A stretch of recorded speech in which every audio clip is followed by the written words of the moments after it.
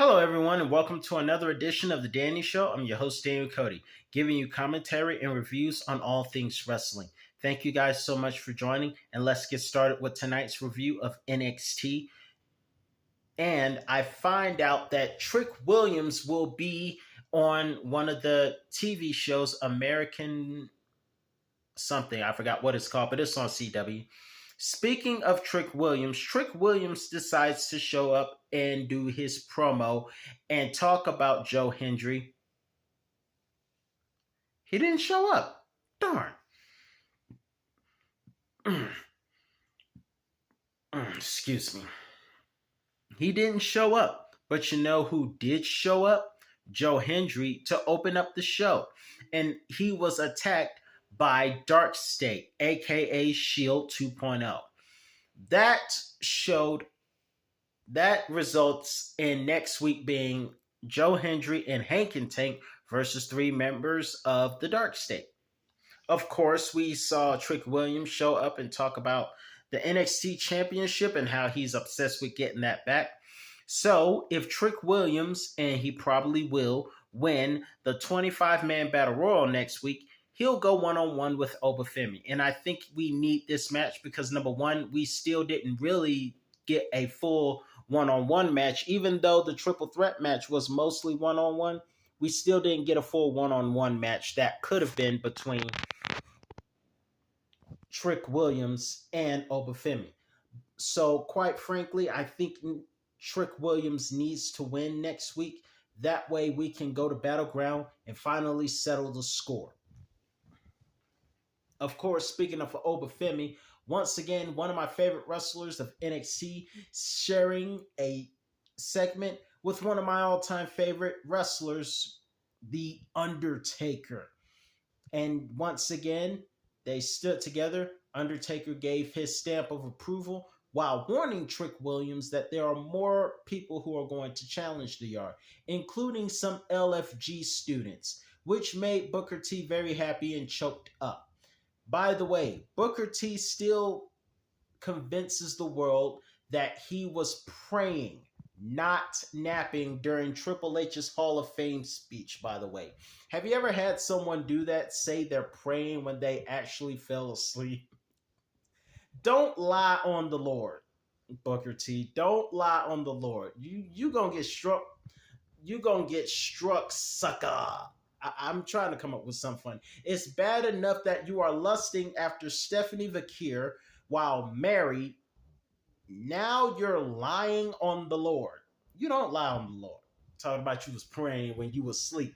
I mean, the speech was a little bit long, but it was still a pretty cool speech. But it was kind of long, I'm not going to lie, but still pretty cool. Speaking of Stephanie Vakir will find out who the number one contender is for her championship next week when Jordan Grace and Perez, I believe, when a couple of people go one-on-one for her championship. Tonight we had Io Sky with Jordan Grace versus Roxanne Perez and what's her name?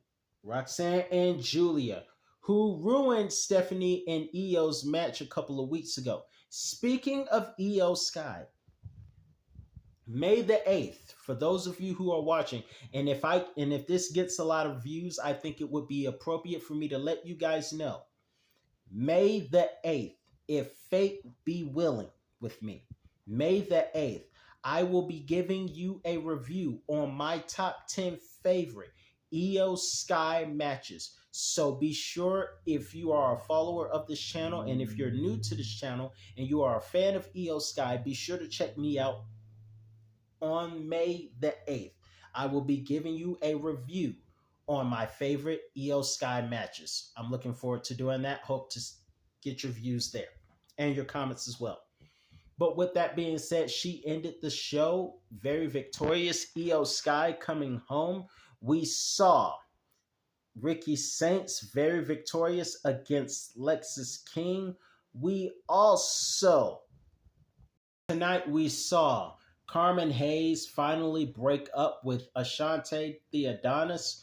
We also would see So Ruka was very victorious tonight in her match. However, Kalani wants attention and she wants to challenge for the title, but has to go through, excuse me, Zarya.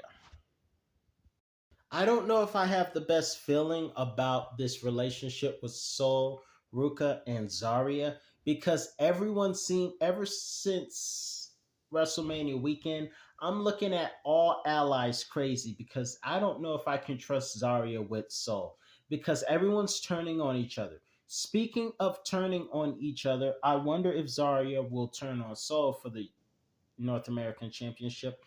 And of course, we will see the story of Tony D'Angelo going forward. By the way, Tony D'Angelo, not bad mic skills, in my personal opinion. He really kind of made you feel what he was dealing with and going through. So that was very interesting. So I'm looking forward to seeing how that turns out.